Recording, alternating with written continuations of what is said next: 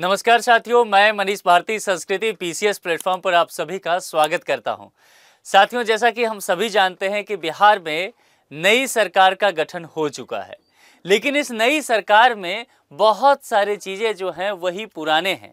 यानी कि मुख्यमंत्री और उनके दो जो डिप्टी हैं वो दोनों पुराने हैं, लेकिन इसके बावजूद भी इस सरकार का तेवर जो है वह बदला बदला सा है।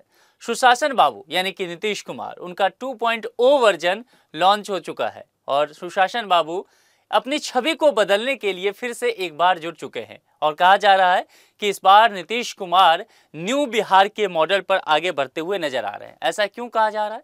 क्योंकि चुनाव के दौरान आपने ये देखा होगा कि कहा जा रहा था कि इस बार नीतीश कुमार का ये आखिरी टर्म हो सकता है, आगे चल के अब ये मुख्यमंत्री नहीं बनेंगे। कहा गया इनकी पार्टी जेडीयू अब एक तरह से समाप्त होती हुई पार्टी हो जाएगी और फिर जो है ये सत्ता में नहीं वापस आ पाएंगे। लेकिन धीरे धीरे इसके उलट देखा गया। नीतीश कुमार के स्वास्थ्य के विषय में भी बहुत तरह के कयास लगाए जा रहे थे, लेकिन हुआ क्या? चुनाव में एक बहुत मजबूत दावेदार के तौर पर ये वापस लौटते हैं। जो राजनीतिक विद्वान हैं वो कहते हैं कि जब नीतीश कुमार आपको सबसे कमजोर दिखें तभी वो सबसे मजबूती से वार करते हैं। ऐसा एक बार फिर से साबित होता हुआ नजर आया। ये सारी बातें तो अपनी जगह, उसके बाद सरकार गठन भी हुआ, बहुत स्मूथली हो गया, मंत्रियों ने शपथ ग्रहण भी कर लिया और इसके बाद जो है विभागों का बंटवारा भी आसानी से बहुत ही स्मूथली कर दिया गया। लेकिन सबसे महत्वपूर्ण बात एक रहा, वो चर्चा का विषय, और वो रहा 25 नवंबर। 25 नवंबर को क्या होता है?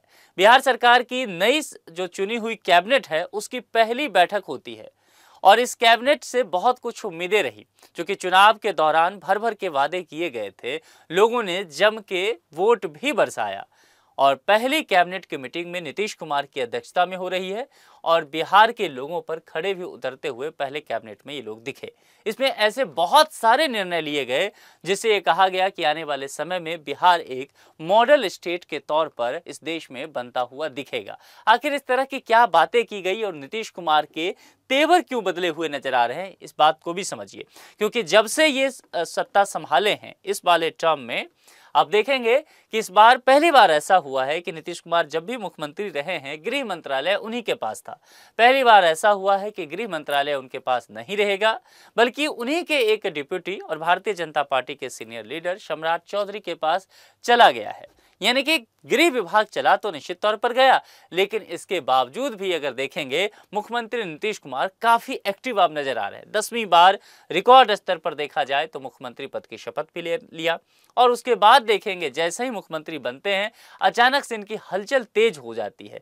कई बार जो है औचक निरीक्षण करने के लिए जाने गए और बीते दिन देखा जाए अगर 28 नवंबर यानी कि कल को, तो सचिवालय में अचानक से पहुंच गए और औचक निरीक्षण करने लगे। अधिकारियों और कर्मचारियों को समय पर दफ्तर आने का निर्देश भी देने लगे और कहा गया कि जितने भी काम हैं उन सभी को आप लोगों को समय पर करना पड़ेगा। यानी कि इस बार नीतीश कुमार इस बात को लेकर के पूरी तरह से तैयार है कि सिर्फ योजनाओं की घोषणा नहीं होनी है, बल्कि योजनाओं को जो धरातल पर अमली जामा पहनाना है वह भी समय ही होना चाहिए। और सचिवालय के निरीक्षण के बाद नीतीश कुमार मुख्यमंत्री आवास एक अन्य मार्ग पर पहुंच गए। वहां पर जो है जाते हैं और जिस तरह से महिला रोजगार योजना के कार्यक्रम थे उसमें हिस्सा भी लेते हैं। 10 लाख जो महिलाएं हैं उनके बैंक के खातों में योजना के तहत 10-10 हजार रुपये भी भेजे गए। कार्यक्रम के दौरान नीतीश कुमार कई जिलों की लाभार्थी से वीडियो कॉन्फ्रेंस पे भी जुड़ते हुए नजर आए और कुल मिलाकर के अगर देखा जाए तो काफी एक्टिव नजर आ रहे थे। सिर्फ नीतीश कुमार या इनका विभाग नहीं, बल्कि इसके अलावा भी देखा जाए इनके कैबिनेट के बाकी साथी, जैसे कि दूसरे कह सकते उप मुख्यमंत्री सम्राट चौधरी गृह विभाग इस बार संभालते हुए नजर आ रहे हैं। और जिस तरह से उत्तर प्रदेश में बुलडोजर का सिस्टम चल रहा है, सम्राट चौधरी भी बुलडोजर चलाते हुए नजर आ रहे हैं। यानी कि वो चलन धीरे धीरे जो कह सकते हैं बिहार में अपराध है उसको खत्म करने को लेकर के करते नजर आ रहे हैं। लड़कियों और महिलाओं की सुरक्षा के लिए एंटी रोमियो स्क्वाड भी तैयार किया जा रहा है, जिस तरह से उत्तर प्रदेश में हुआ था। इसके अलावा शराबबंदी को लेकर के बातें की गई थी। पहले ही शराबबंदी कानून को लेकर के स्पष्ट कर दिया गया कि इसे बंद ही रखा जाएगा, इस पर जो है प्रतिबंध नहीं हटाया जाएगा। इनफैक्ट जो कमियां हैं उसको स्वीकार किया बिहार सरकार ने और कहा कि शराबबंदी को ठीक से लागू कराई जाएगी। और बिहार के जो ऊर्जा मंत्री हैं विजेंद्र प्रसाद यादव, चूंकि इनके पास ये आबकारी विभाग है, उन्होंने स्पष्ट तौर पर कहा कि इसमें कोई बदलाव नहीं होगी। तो कुल मिलाकर के अगर देखेंगे तो नीतीश कुमार नए सिरे से सभी चीजें जो योजनाएं हैं उनको बुनते हुए नजर आ रहे हैं। अब यहाँ पर ऐसा क्यों कहा जा रहा है कि बिहार जो है अगले 5 साल में बदलता हुआ दिखने वाला है? इसके पीछे क्या कुछ वजह हैं? देखिए, सबसे महत्वपूर्ण बात क्या है कि बिहार से सबसे अधिक क्या होता है? माइग्रेशन, पलायन होता है ना। तकरीबन कहा जाता है कि बिहार के 50 लाख लोग जो हैं इस देश के विभिन्न राज्यों में कार्यरत हैं, और वह श्रम बल अगर बिहार में होता तो बिहार की तस्वीर कुछ और होती। लेकिन ये लोग चूंकि बाहर हैं, देश के अलग अलग राज्यों में हैं। बिहार का एक इलाका पड़ता है सीमांचल, वहां पर एक शब्द चलता है कि पीएचडी हो गया, अमुक व्यक्ति का पीएचडी हो गया, यानी कि P for Punjab, H for Haryana, D for Delhi. ये पीएचडी पढ़ाई लिखाई का मसला नहीं है, बल्कि दुख की बात है कि वो व्यक्ति जो है पंजाब, हरियाणा और दिल्ली के तरफ कूच कर गया है, अपने घर परिवार को पीछे छोड़ते हुए रोजी रोजगार के चक्कर में। और उसकी वजह से क्या होता है कि एक बहुत बड़ा खालीपन उसके गांव घर या उस व्यक्ति के साथ चला जाता है। तो कुल मिलाकर के पलायन की जो समस्या है उसको एक ही चीज से समाप्त किया जा सकता है कि आप बिहार को ग्लोबल वर्क पैलेस बनाओ। बिहार में इस तरह की व्यवस्थाएं करो कि 10, 12, 15, 20 हजार कमाने के लिए लोगों को घर से बाहर नहीं जाना पड़े। अगर जाएं तो 1 लाख 2 लाख कमाने के लिए जाएं, उसमें कोई दिक्कत नहीं है। व्हाइट कॉलर जॉब करने के लिए दुनिया भर में लोग जाते ही रहे। पलायन बुरी बात नहीं है। गौतम बुद्ध भी पलायन करके बिहार आए थे और वहीं ज्ञान प्राप्त किया, इसलिए बिहार को आज हम ज्ञान की धरती कहते हैं। तो पलायन में समस्या नहीं है, बस मजबूरी में जब पलायन होता है तब जाकर के शोषण होना उस व्यक्ति का शुरू हो जाता है। तो कुल मिलाकर के इस बार चुनाव में पलायन का मुद्दा बहुत गूंजा भी। बिहार सरकार ने कहा कि नई सरकार बनते ही सबसे पहला प्रहार इसी पर करेंगे, और सरकार बनने के बाद ये चीज देखने को मिलता भी है। मुख्यमंत्री नीतीश कुमार ने कहा कि सबसे पहले ये काम किया जाए कि पूरी कैबिनेट इस बात को लेकर के विचार करे कि हम जॉब की जो टारगेट रखें वह 10-20 हजार नहीं बल्कि 1 करोड़ जॉब क्रिएट करना है। अब इस 1 करोड़ जॉब क्रिएट करने में 2-3 स्तरों की बातें हम लेकर के चलेंगे। जैसे कि एक चीज तो यहाँ पर ये देखा जाएगा कि गवर्नमेंट जॉब को लेकर के सरकार ने भी हाल ही में, नीतीश कुमार ने कल ही जो है ताबड़तोड़ कई फैसले लेते हुए कहा कि बिहार के जितने भी डिपार्टमेंट हैं सभी को 31 दिसंबर तक आरक्षण के रोस्टर के हिसाब से जितनी भी रिक्तियां हैं वह भेज देना है। सभी जिलाधिकारी को ये निर्देश दिया गया है, और इसीलिए ताबड़तोड़ रिक्तियां जो है जिस जिस विभाग में है सभी डीएम अपने संबंधित अधिकारी से मिलकर के ये काम करना शुरू कर चुके हैं। तो आने वाले समय में आपको बहुत अधिक वैकेंसियां बिहार में दिखने वाली है, और ये बहुत देर नहीं लगेगा, बल्कि होली से पहले तक बहुत सारे नोटिफिकेशन आ जाएगा। तो जिस भी विभाग में आप हैं, जो भी विषय आप पढ़ते हैं, ठीक से प्रिपरेशन करना शुरू कर दीजिए, क्योंकि सरकारी नौकरियों का बहार बिहार में आने वाला है, लगातार जारी है। दूसरी एक बात और महत्वपूर्ण है, यानी कि गवर्नमेंट जॉब के जरिए बहुत सारे लोगों को रोजगार मिल जाएगा। दूसरी एक और बात है वो है प्राइवेट सेक्टर, और प्राइवेट सेक्टर के जरिए जो है एक बहुत बड़ा गैप फिल किया जा सकता है। बहुत सारे इंडस्ट्री को बुलाया जा सकता है, निवेश बढ़ाया जा सकता है। खास करके न्यू एज इकोनॉमी की बात बिहार सरकार ने कहा है। आपने ध्यान दिया बिहार सरकार ने किस चीज को लेकर कहा? New age economy. अब साथियों प्रश्न ये भी बनता है कि न्यू एज इकोनॉमी क्या भला है? न्यू एज इकोनॉमी यानी कि जैसा कि शब्द से ही मालूम होता है कि नए जमाने की आर्थिक व्यवस्था की बात की गई है। नए जमाने में आर्थिक व्यवस्था कैसा होता है? एआई के द्वारा होता है, सॉफ्टवेयर है, टेक्नोलॉजी है ना। यानी कि जब तक आप काम को स्मार्ट वे में नहीं करते हैं तब तक आप बहुत पीछे रह जाएंगे, और यही चीज बिहार सरकार कर रही है। कैबिनेट में इसीलिए यहाँ पर एआई मिशन को लेकर के भी बातें किया गया। कहा कि बिहार में एआई मिशन पर हम काम करते हुए नजर आएंगे, क्योंकि बिहार भविष्य में कहीं पिछड़ ना जाए इस दौर में भी। तो कुल मिलाकर के न्यू एज इकोनॉमी यानी कि जैसे कि सॉफ्टवेयर की इंडस्ट्री में काम हुआ, आईटी में काम करना हुआ, फिनटेक को लेकर के बातें की गई। इसमें बिहार सरकार तेजी से काम करना चाहती है, क्योंकि बिहार देश का सबसे अधिक जनसंख्या घनत्व वाला राज्य है। तो जाहिर सी बात है भूमि अधिग्रहण में वहां पर समस्या आनी तय है, और इस वजह से बहुत बड़े इंडस्ट्री की गुंजाइश वहां पर नहीं बनती है। लेकिन बहुत बड़ी इंडस्ट्री आए, निवेश करे, इसी से समस्या खत्म होगा, यह भी कहाँ सच है? दुनिया के बहुत सारे देश या राज्य बिहार के तरह ही लैंड लॉक हैं। तो तो जाहिर सी बात है बिहार अगर न्यू एज इकोनॉमी पे काम करता है जो कैबिनेट ने कहा है, तो जाहिर सी बात है आने वाले समय में बेहतर रिजल्ट देखने को मिल सकता है और बिहार सरकार इस बार ठीक ठाक रणनीति के साथ बढ़ रही है।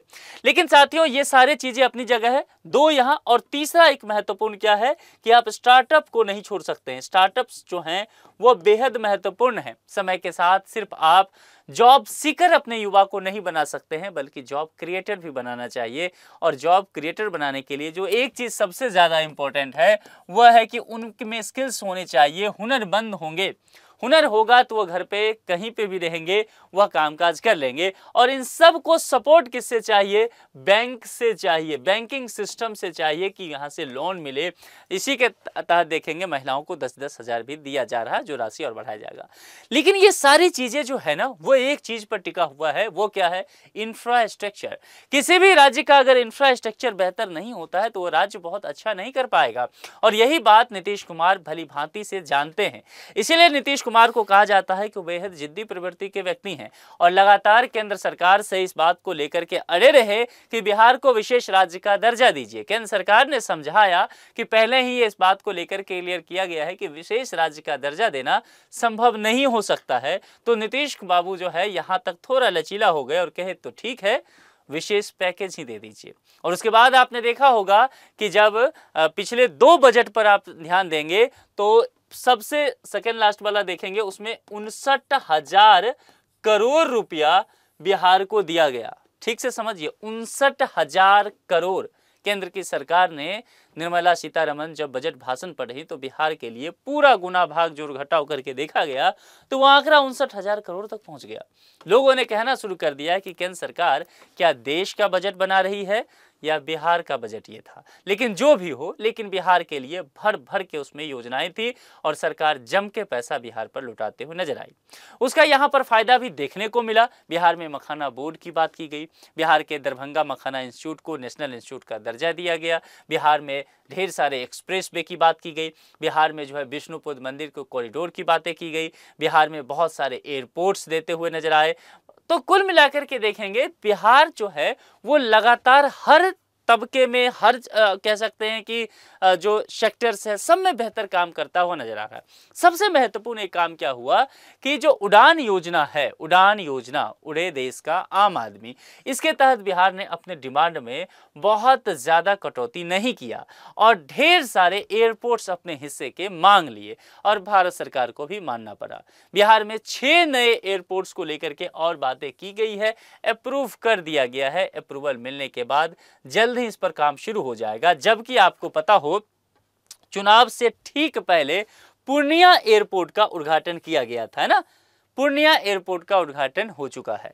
इसके अलावा अगर आप जानते हैं तो पहले से ही पटना में एयरपोर्ट तो है ही, राज्य की राजधानी है, बहुत ही शानदार एयरपोर्ट है। नए टर्मिनल का उद्घाटन भी प्रधानमंत्री करते हुए नजर आए, तो ये इंटरनेशनल है। और दूसरा गया, गया एक ऐसा जगह है जो एक तरह से कह सकते हैं बोध गया होने के वजह से इसका महत्व है, इंटरनेशनल सिटी के तौर पे जाना जाता है। विष्णुपद मंदिर, फल्गु नदी, सीता कुंड, ये सारे चीज जो है तीर्थ स्थल के रूप में बनाते हैं और इस वजह से यहाँ पर भी एक एयरपोर्ट है जो कह सकते हैं इंटरनेशनल है। इसके अलावा जो सबसे महत्वपूर्ण है वो दरभंगा। दरभंगा एयरपोर्ट को पिछले दिनों चालू किया गया और देश में जितने भी एयरपोर्ट उड़ान योजना के तहत शुरू किए गए थे उसमें से सबसे नंबर 1 पर जो उभर करके सामने आया वो दरभंगा था, जिसकी चर्चा ज्योतिरादित्य सिंधिया जब मिनिस्टर थे लोकसभा में भी उन्होंने सेशन के दौरान किया था कि दरभंगा जो है सबसे ज़्यादा आउटपुट देने वाला जो है एयरपोर्ट्स रहा है। अब सरकार, बिहार सरकार क्या कर रही है कि दरभंगा एयरपोर्ट को इंटरनेशनल एयरपोर्ट्स बनाने की तैयारी शुरू की जा चुकी है, अप्रूवल दिया जा चुका है और बिहार का ये एकमात्र पूर्ण रूप से इंटरनेशनल एयरपोर्ट होगा। सबसे बड़ा एयरपोर्ट जो है दरभंगा एयरपोर्ट देखने को हमें मिलेगा। अब आगे बातें करते हैं 6 एयरपोर्ट्स और 6 एयरपोर्ट्स की बात किया जाए तो देखिए अलग अलग जगह पे कहा गया है कि यहाँ पर भी एक एयरपोर्ट पश्चिम चंपारण में होगा, रक्सौल में एक होने वाला है। इसके अलावा मुजफ्फरपुर की बात कर दी गई है। इसके अलावा जो है सहरसा, सुपौल दोनों जगह लगातार एयरपोर्ट्स दिए गए हैं। इसके अलावा जो है भागलपुर के एयरपोर्ट्स दिया गया है। बांका, भागलपुर को ग्रीनफील्ड एयरपोर्ट मिल रहा है, बांका को एयरपोर्ट देने की बात की गई है। इसके अलावा अगर आप देखेंगे तो यहाँ पर पटना के बगल में बिहटा का भी एयरपोर्ट है। तो कुल मिलाकर के बिहार में ढेर सारे एयरपोर्ट जो हैं वो तैयार किए जा रहे हैं धीरे धीरे। अब देखेंगे पूरे बिहार के मैप पर एक समय एयरपोर्ट ही एयरपोर्ट होगा, हर दूसरे तीसरे डिस्ट्रिक्ट पर एयरपोर्ट हो जाएगा। एयरपोर्ट की संख्या बिहार में तकरीबन कही जा रही है आने वाले 5 साल में 15 के आसपास जा सकता है। अब जरा सोच लीजिए, 4 अभी है, यानी कि पटना, गया, दरभंगा इंटरनेशनल एयरपोर्ट जो सबसे महत्वपूर्ण है होने वाला है, और पूर्णिया, ये 4 एयरपोर्ट अभी ही हैं, और इसके अलावा 6 और कुछ और जो हैं वो तैयार लगभग होने वाले हैं। तो कुल मिलाकर के 5 साल में 15 एयरपोर्ट्स की तैयारी बिहार सरकार की है। और इस वजह से देखिए, जैसे उदाहरण के तौर पर दरभंगा एयरपोर्ट बना, मखाना हम सब जानते थे, लेकिन दरभंगा एयरपोर्ट जैसे ही तैयार हुआ, मखाना इंटरनेशनल लेवल पर जाने लग गया। अब देखिए कैसे पोटेंशियल अनलॉक होता है, वो चीज़ यहाँ पर से देखने को मिला है। तो आने वाले समय में विभिन्न जिलों में और भी बेहतरी की उम्मीद है। इसके अलावा सबसे महत्वपूर्ण यहाँ पर समझिए, दरअसल कहा गया है कि बिहार में टाउनशिप बनाए जाएंगे, और उसको लेकर के 11 नए टाउनशिप की बात की गई है। ठीक से समझ लीजिए, यानी कि ऐसे समझिए, बिहार में कुल मिलाकर के 11 नया शहर बनेगा, ऐसे समझिए, जिसमें से 9 शहर जो है 9 अलग अलग प्रमंडल में देखने को मिलेगा। क्योंकि बिहार में कमिश्नरी की संख्या 9 है, तो हर एक कमिश्नरी को बिना भेदभाव किए हुए एक एक टाउनशिप दे दिया गया है। इसके अलावा 2 टाउनशिप अतिरिक्त रखे गए हैं, जिसमें से एक सबसे महत्वपूर्ण है, वह है सीतापुरम, जो कि सीतामढ़ी में बनेगा। और वहां पर आप जानते हैं, चूंकि माँ जानकी की जन्मस्थली है, वहां पर एक बहुत भव्य जो सीतामढ़ी है, वहां पर पुनौरा धाम में बहुत बड़ा विशाल भव्य जो है मंदिर भी बनने वाला है मां जानकी का, जिसका शिलान्यास चुनाव से ठीक पहले किया गया था। तो कुल मिलाकर के ये जो पूरा इंफ्रास्ट्रक्चर है, इसमें सिर्फ ये नहीं है कि बनेगा, अब पूरा शहर 11 तैयार होता है, टाउनशिप बनता है, वो हाईटेक टाउनशिप है। तो सोचिए, इसमें बहुत सारे मजदूर लगेंगे, बहुत सारे इंजीनियर्स लगेंगे। ये सब जो बाहर बिहार के बच्चे गए हुए हैं, वो सब वापस आ जाएंगे, उनको काम अपने घर पे आने वाले कुछ समय में देखते हुए मिलेगा। सबसे महत्वपूर्ण, जिसको लेकर के बिहार की कई पीढ़ी गुजर गई, इस बात को सोचते हुए वह बिहार सरकार ने अपनी पहले ही कैबिनेट मीटिंग में कर दिया है। और बिहार सरकार ने कहा कि बिहार में चीनी मिलों को एक बार फिर से जीवंत किया जाएगा। चीनी मिलों की बातें की गई, कैबिनेट मीटिंग में कहा कि 25 नए चीनी मिल की शुरुआत की जाएगी। इसके अलावा कहा गया कि 9 चीनी मिल जो पहले से थे, जो जर्जर हो चुके हैं, उनका पुनरुद्धार भी किया जाएगा। यानी कि आने वाले समय में 5 साल में बिहार में चीनी मिलों की संख्या 34 होने वाली है, जिसमें से समस्तीपुर की बात करेंगे यूनिट, सकरी और रैयाम। सकरी और रैयाम जो है 2 महत्वपूर्ण चीनी मिल है दरभंगा के क्षेत्र में, और इस दोनों का बिहार सरकार ने अप्रूव कर दिया है कि भूमि अधिग्रहण का भी काम हो चुका है। यानी कि सरकार बहुत तेजी में काम कर रही है। 6 महीने का कुल मिला के समय दिया गया है, और 6 महीने में रिपोर्ट्स देने हैं इनमें से बहुत सारे चीजों को लेकर के मुख्य सचिव को। ठीक है, मोतीपुर इकाई मुजफ्फरपुर, इसके अलावा सारण, पूर्वी चंपारण, पश्चिमी चंपारण, मोतिहारी, गोपालगंज, इसमें से देखेंगे तो 2 अगर आपको देखने को मिलेगा प्राइवेट लिमिटेड करके होगा, वो दोनों जो है वो प्राइवेट इंडस्ट्री का है, बाकी बिहार सरकार के अंतर्गत है।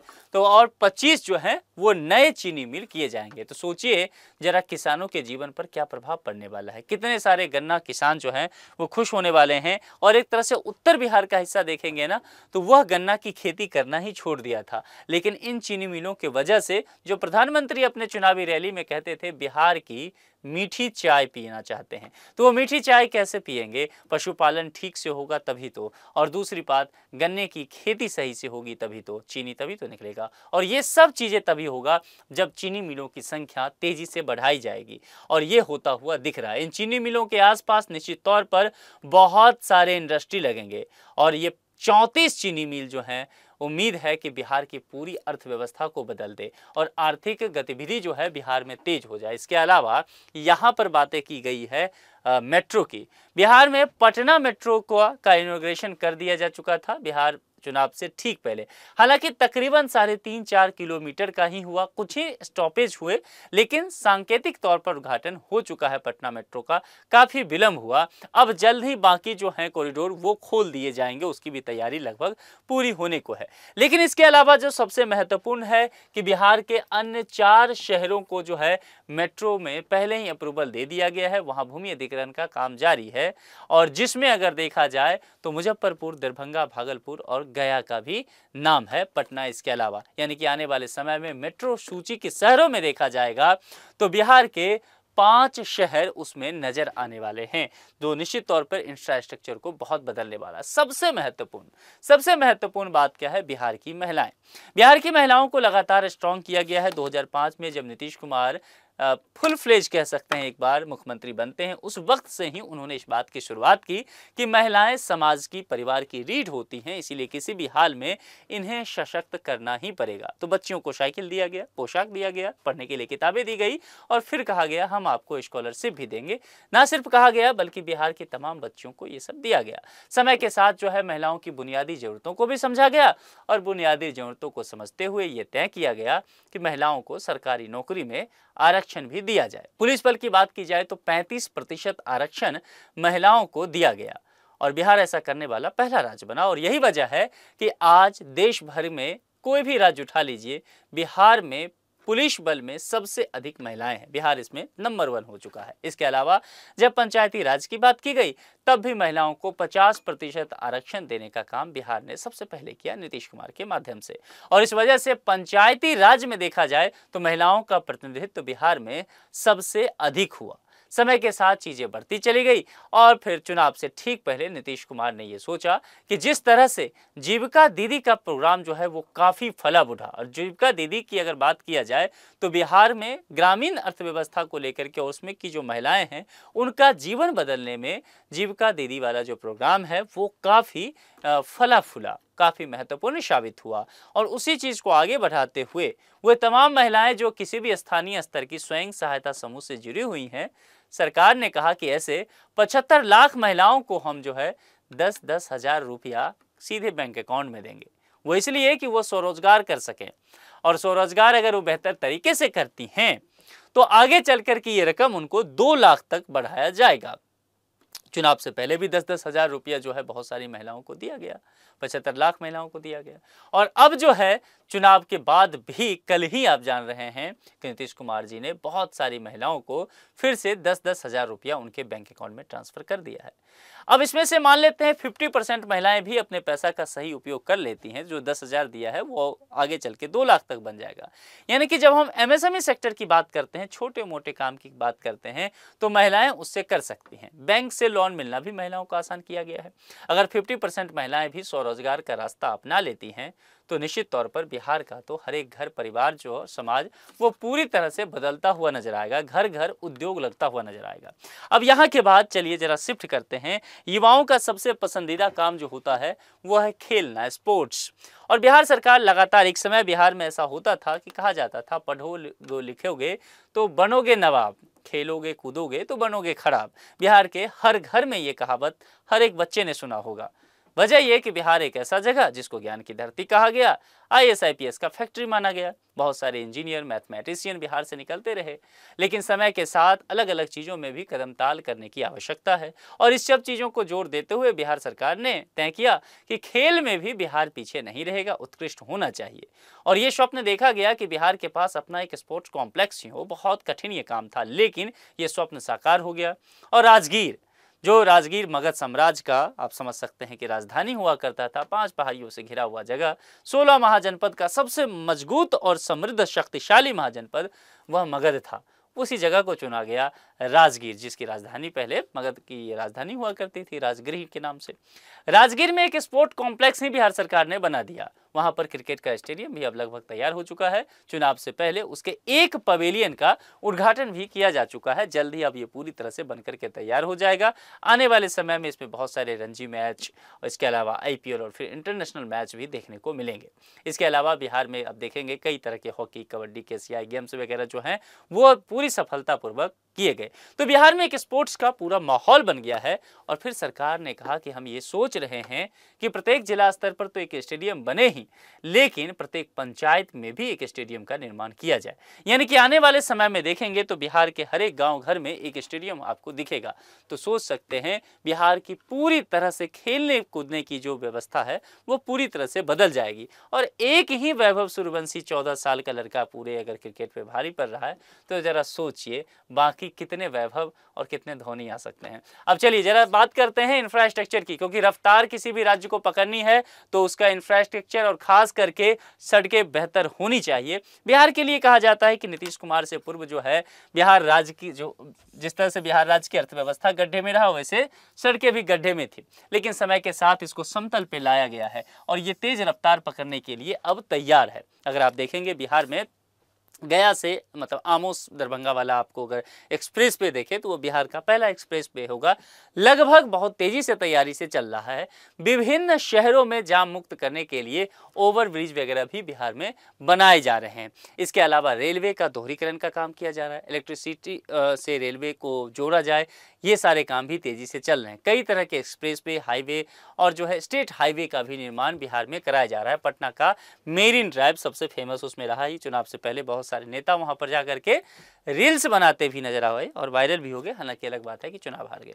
तो कुल मिलाकर के देखेंगे तो बिहार बहुत तेजी से अचानक से बदलता हुआ दिखेगा। और एक समय इस देश में गुजरात मॉडल की चर्चा की गई, बिहार ने कोशिश भी किया था, हालांकि वो नहीं हो पाया। बाद में उत्तर प्रदेश मॉडल की चर्चा की गई, हालांकि गुजरात मॉडल की बात की जाएगी तो वह एक तरह से ओवरऑल समग्रता की बात करता है, अर्थव्यवस्था के हिसाब से बात करता है। उत्तर प्रदेश मॉडल अगर बात किया जाएगा तो वो आप कह सकते हैं कानून व्यवस्था को दुरुस्त करने के लिए कहा जाता है।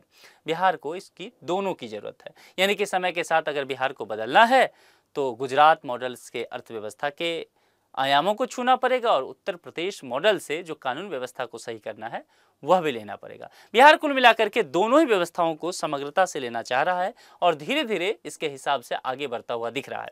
टारगेट में लिया गया है कि 6 महीने तक जितने भी सचिव वगैरह हैं इनको रिपोर्ट्स वगैरह तैयार करना है और फिर जो है वह सबमिट करना है, फिर इस पर काम चलेगा। और कैबिनेट ने जो अपनी पहली मीटिंग की थी, बहुत सारी चीज़ों पर खास करके 10 एजेंडों पर मुहर जो लगाया था, उसके अंतर्गत कहा गया ये तमाम कार्य जो हैं इसके लिए बहुत आपको अवधि नहीं मिलेगा, बल्कि केवल और केवल आगामी 5 साल में ये सारे काम समाप्त करके दे देने हैं। यानी कि आने वाले 5 साल बिहार के लिए बहुत सुनहरा होने वाला है। बिहार तेजी से विकास करने वाला है और उम्मीद की जाती है बिहार से जो एक बहुत बड़ी पलायन की स्थिति है वह कहीं न कहीं खत्म हो जाए और बिहार भी बहुत सारे लोग काम करने के लिए जाएं और बिहार के लोग भी एक तरह से खुशहाल जीवन जिए। कुल मिला के आप लोग क्या सोचते हैं बिहार सरकार और खास करके सुशासन बाबू 2.0 का जो आज लेक्चर है आपको कैसा लगा? क्या आपको लगता है बिहार सरकार अपने इस वादों पर खरे उतर पाएगी? नीतीश कुमार के द्वारा किए गए कितने वादों को आप मानते हैं? क्योंकि नीतीश कुमार जो है 7 निश्चय कर चुके हैं, 7 निश्चय का पार्ट 2 भी उनका है, बहुत सारी योजनाओं को उन्होंने लागू भी किया है। आपको क्या लगता है नीतीश कुमार एक बार फिर से एक्टिव हो चुके हैं? वो तमाम पुरानी बातें जो स्वास्थ्य खराब है और जो लोग हल्के में ले रहे थे उनको फिर से आईना दिखाता हुआ वो आगे बढ़ते जा रहे हैं? आप अपने विचार कमेंट बॉक्स में लिख के जरूर दीजिए। बिहार के किस डिस्ट्रिक्ट से आप हैं और आपके यहाँ आजकल क्या नई परियोजना या शहर में कुछ नया बन रहा हो वो कमेंट करके जरूर बताइए। अभी तक अगर आपने संस्कृति पीसीएस चैनल को सब्सक्राइब नहीं किया है तो सब्सक्राइब जरूर कर लीजिए। आज के लिए इतना है। जुड़ने के लिए आप सभी का बहुत बहुत शुक्रिया। Thank you so much.